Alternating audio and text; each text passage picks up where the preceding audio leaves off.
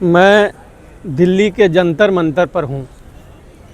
कुछ साथियों ने मुझे फ़ोन करके बुलाया और मुझे कहा कि वकील साहब, यहाँ कुछ ऐसी अप्रिय घटनाएं घटी है, इस पर कानूनी जो व्यवस्थाएं हैं इस देश में वो क्या कहती हैं, उस पर ज़रा आप प्रकाश डालिए।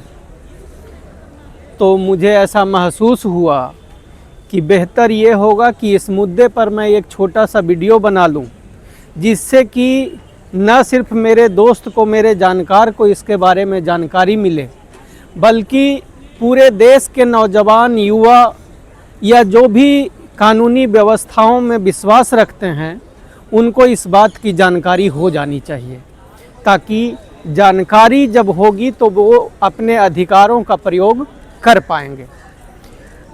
लोगों की शिकायत ये थी कि कोई एक युवा छात्र यहाँ पर एक छोटी सी लाइब्रेरी बनाने का प्रयास किया और उस लाइब्रेरी में बाबा साहब अम्बेडकर की किताब, उस लाइब्रेरी में छत्रपति शिवाजी की किताब, उस लाइब्रेरी में भगत सिंह जी की किताब में उसने रखी, ताकि यहाँ पर प्रदर्शन कर रहे युवा उन किताबों को पढ़ें और उनके जीवनी से प्रेरणा लें। लेकिन घटना कुछ इस प्रकार से मुझे बताया गया कि कोई पुलिस का अधिकारी आया और उन्होंने छत्रपति शिवाजी की किताबें, बाबा साहब अम्बेडकर की किताबें और भगत सिंह जी की किताबें उसने रोड पे बिखेर दिया। शिकायत यह भी है कि उस बच्चे को, जिसने इस लाइब्रेरी को लगाने का काम किया, उसे पुलिस वालों ने पिटाई की। अब इस घटना के कानूनी पहलू क्या हैं, ये आप लोगों को जानना और समझना चाहिए।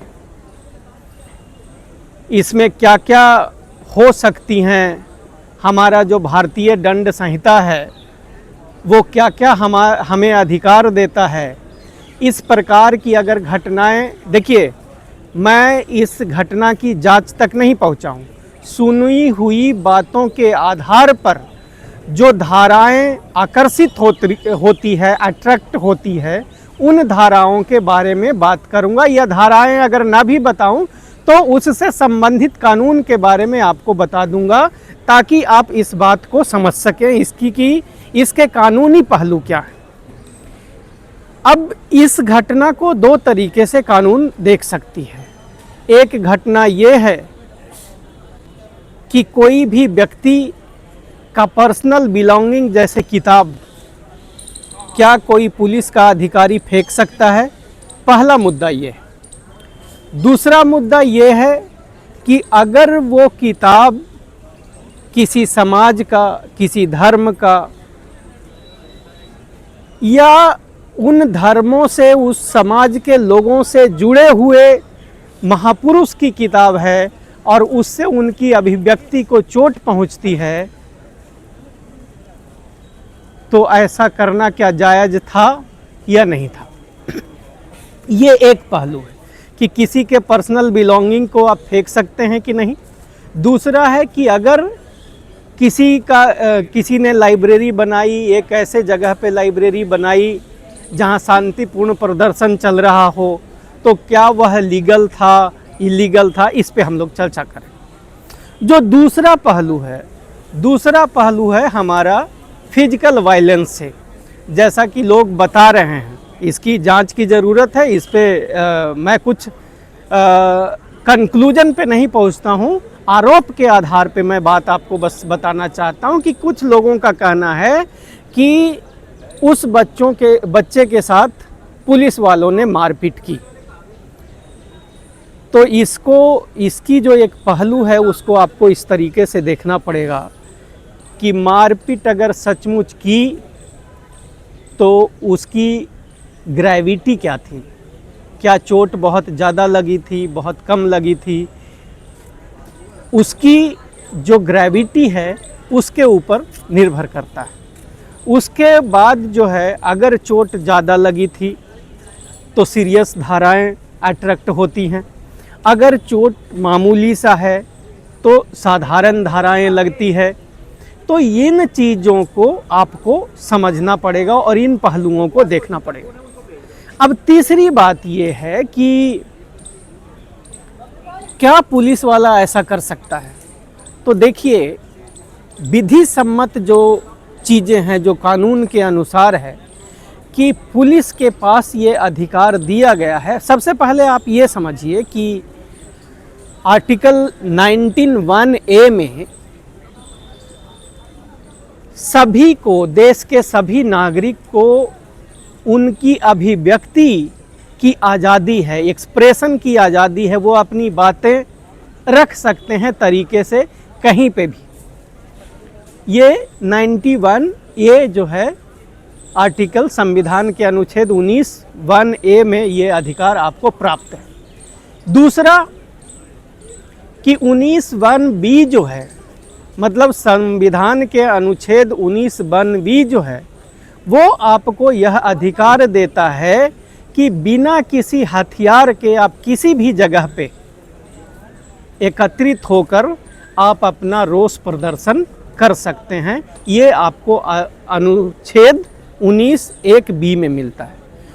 अब मुद्दा आता है कि ये जो दोनों आर्टिकल हैं ये लिमिटेड हैं, इसमें सीमाएं हैं। ऐसा नहीं है कि अगर आपको अधिकार मिल गया है कि कई लोगों के साथ आप एकत्रित हो सकते हैं तो आप किसी भी प्रकार का वायलेंस नहीं कर सकते हैं, आप हथियार का इस्तेमाल नहीं कर सकते हैं, यानी शांति व्यवस्था को आप खराब नहीं कर सकते हैं। कहने का मतलब इसमें एक लिमिटेशन है, और लिमिटेशन यही है कि आप शांति व्यवस्था को खराब किए बगैर आप अपने अधिकारों का इस्तेमाल कर सकते हैं। अब देखिए, यहाँ पे जो बातें आती है, जैसा मैंने आपको बताया कि किसी के बिलोंगिंग को कोई भी फेंके तो ये एक अपराध है। सबसे पहले आपको ये समझना पड़ेगा। तो अगर हम मान लेते हैं कि वो किताब उन बच्चों का था और पुलिस ने बेवजह उसे अगर फेंकी है तो ये एक अपराध के दायरे में आता है। दूसरी कि अगर वो किताब जिस पर छत्रपति शिवाजी का या बाबा साहब का या और भी देश के महापुरुषों की चित्र थी जिससे लोगों को आहत हुआ उनके किताब को रोड पर फेंकने से, तो ये भी एक अपराध की धाराओं के तहत इसमें दंड की व्यवस्था है। तीसरा, अब चूंकि वो एक पुलिस अधिकारी था जैसा कि हमें बताया जा रहा है, तो उन पर जो व्यवस्थाएं हैं वो ये है कि आधिकारिक तरीके से उनकी जो डिपार्टमेंट है वो भी इसकी जांच करा सकती है। ठीक है, ये एक पहलू हो गया। ये 3 प्रकार के अपराध यहाँ पे मैंने आपको बताया कि अगर ऐसा हुआ है, सचमुच ये सच है, तो इस तरह के अपराध को, इस तरह की घटनाएं आकर्षित करती है। अब आते हैं कि उस बच्चे को अगर लगता है कि हमें इसकी शिकायत करनी चाहिए, इसमें FIR करना चाहिए, तो पहला तो ये है कि वो लिखित सूचना उसके सीनियर अधिकारी को दे सकता है। दूसरा, कोर्ट के माध्यम से वो रिड्रेसल प्राप्त कर सकता है, मतलब अपना जो अधिकार है उसका इस्तेमाल कर सकता है, इसमें जांच की मांग कर सकता है। या अगर विधिवत देखें तो बहुत सारे मानवाधिकार आयोग हैं या अन्य आयोग हैं, वहाँ पे भी इस समस्या के समाधान या निदान के लिए वह छात्र एप्लीकेशन दे सकता है। ठीक है, तो विधि सम्मत यही तरीके हैं। अब यहाँ पे देखिए, पुलिस जो है, अगर जब आप कार्रवाई करते हो या इस प्रकार की जांच शुरू होती है तो पुलिस इसमें क्या करेगी ये मैं आपको बता दूं।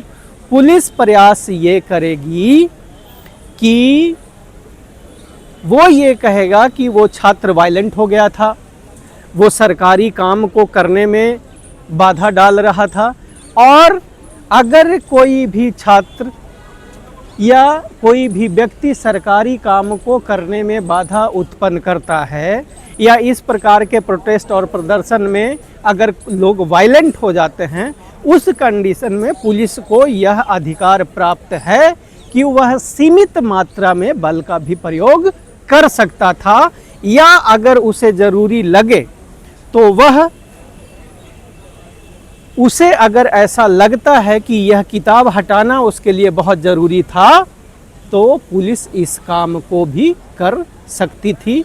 लेकिन अगर एक आदर्श तरीके की बात हम करें, पुलिस को अगर ऐसा लगता कि भाई वो किताब हटा देना चाहिए, वहाँ पे ऑब्स्ट्रक्शन वो कर रहा है, इस कंडीशन में पुलिस को ये चाहिए थी कि सबसे पहले वो जाकर उस बच्चे को ये कहता कि बेटा आप ये किताब हटा लीजिए या आप ये किताब हटा लीजिए।